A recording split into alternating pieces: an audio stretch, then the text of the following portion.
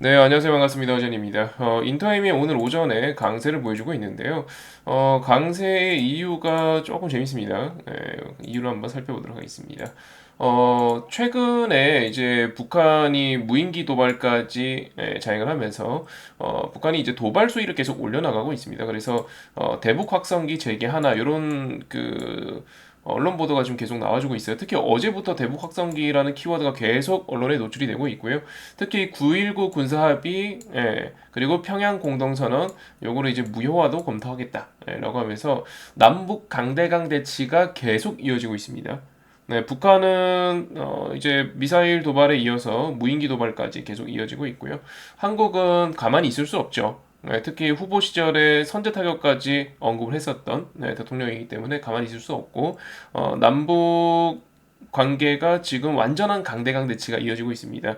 한국은 한미연합훈련, 한미일 연합훈련, 그리고 미국의 전략자산 재개, 이런 것들이 지금 북한의 압박 수단으로서 지금 활용이 되고 있고, 나아가 무인기까지 동원을 하니 한국은 대북 확산기도 도입을 해서 북한에 대한 어떤 도발을 해 나가려고 합니다. 이 대북 확산기가 사실 이제 뭐 별 효과 있겠어라고 하실 수 있습니다만, 인접 지역의 북한 주민들한테 소리가 되게 잘 들린대요.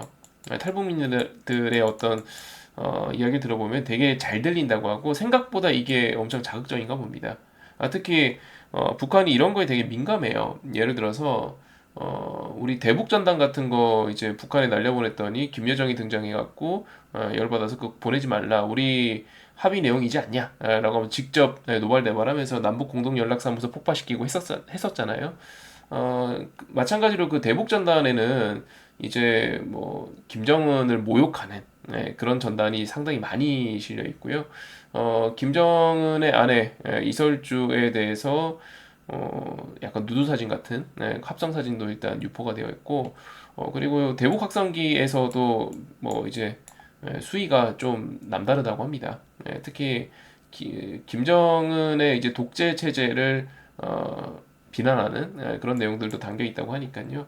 아마 김정은 입장에서는 엄청 민감하게 반응할 수 있는 부분이고, 그리고 이제 다른 기사를 봐도 마찬가지입니다. 대북 확산기 재개 나서나 뭐 이런 기사들이 나왔고요. 근데 이제 오늘 대통령실에서는 속보로 효력 정지 검토한 바는 없다. 라고 이야기를 하고 있습니다만, 분위기상 이건 모르겠네요. 그래서 인터임이 어떤 회사냐면, 인터임의 사업 내용을 보게 되면은 보시다시피 이제 산업용 전문 음향 기기 회사로서, 과거에도 이제 박근혜 정권 때나 대북 확성기가 설치가 되고 대북 확성기가 도입이 되었을 때, 그때도 인터임이 관련주로서 급등을 한 바 있습니다. 네, 참고해 주시고요.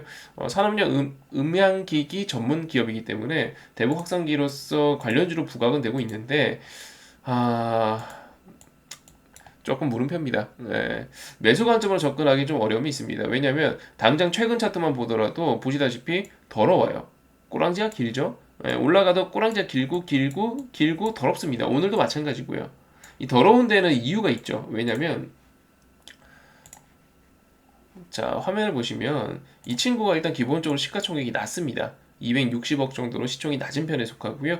유통 주식수가 그렇게 많지 않죠. 발행 주식수가 화면에 보시다시피 2,100만 주 가량 됩니다. 근데 우리 이 주식에 대해서 주주 현황을 잠깐 볼게요.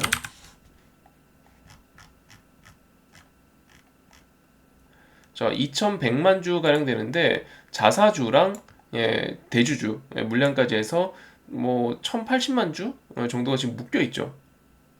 이 그냥 순수 보유 물량이기 때문에 실질적으로 둘이 합치면 거의 50% 정도 되니까, 결과적으로 시장에 유통되고 있는 주식 수는 1천만 주 정도밖에 안 됩니다. 근데 1,000만 주 중에서도 약간 뭐 이해관계가 있는 주식들 같은 거를 좀 빼고 나면은 실질 유통은 얼마 되지도 않을 거고요. 얼핏 보셨겠지만 아래쪽 내려서 보시면 회사가 그렇게 건실하지는 않습니다. 적자 행진이 이어지고 있고, 작년 하반기에 간신히 일단은 흑자 전환 하는 모양새를 확인할 수 있습니다만, 재무제표가 그렇게 좋은 기업은 아니죠. 시총도 낮고요. 그래서 좀 지저분한 모습을 보여주고 있는 것 같습니다.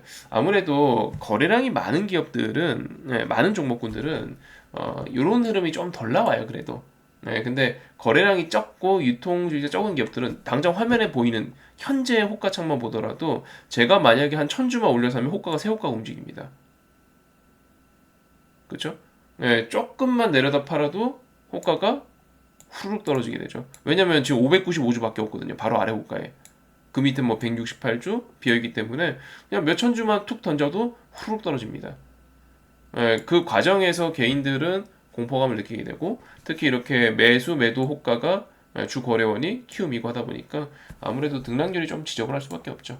그래서 일단 대북 확성기 관련 주이긴 하나 사실 이미 대북 확성기는 이미 있기 때문에 기존 제품을 재활용할 거라서 인터엠이 매출액이 늘어날 것 같다 그건 모르겠습니다. 아닐 것 같고요.